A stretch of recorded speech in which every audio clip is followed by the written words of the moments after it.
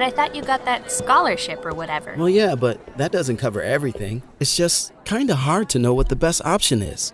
Mac and cheese. Excuse me? The best option today is mac and cheese. We're actually talking about student loans. Yeah, for university. University, huh? If you ask me, student loans are the meatloaf surprise of post-secondary education.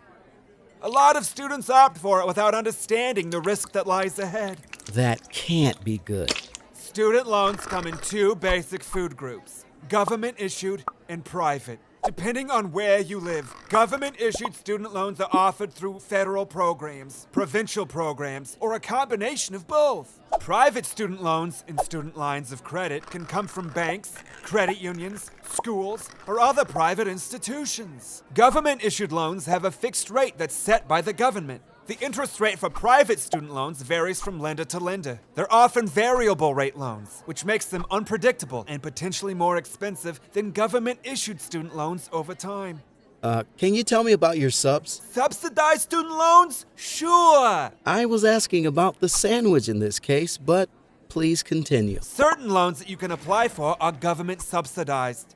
This means that the government pays the interest on your loan while you're in school. What? That's awesome. Private student loans and lines of credit are not subsidized, so interest starts accumulating from day one, and you're responsible for paying it, even while you're a student. In that case, I want the sub one. Well, it's not that simple. You need to make sure you qualify for the loan you want. There is a range of federal and provincial student loans available, and they all have their own eligibility requirements. Some of the criteria are very basic, like being a full-time student and maintaining good grades. Other loans are only available based on financial need, which your application helps determine. Do private student loans have all of this eligibility stuff? Although private lenders don't tend to factor in your financial need, they may have other requirements similar to those associated with regular personal loans. You may need to have a good credit score, for instance, or have a parent co-signer. There are lots of options out there to choose from.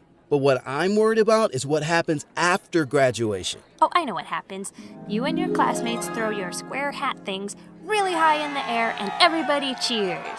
No, Jen, I meant paying back the student loan. Oh, yeah, that's definitely more worrisome. Repayment is an important factor to consider. Government-issued student loans generally provide more flexible repayment options and more resources for repayment assistance than private student loans.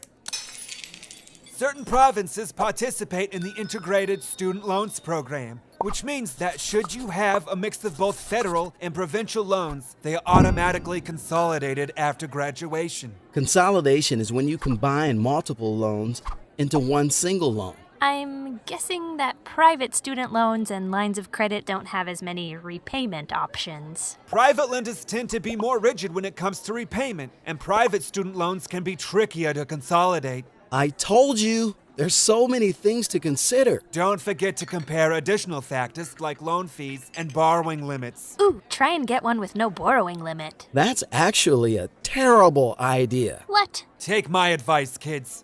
Only borrow what you truly need. Because just like these extra spicy buffalo wings, though it might seem like a good idea to load up, you will definitely pay for it later. Ew. That's nasty.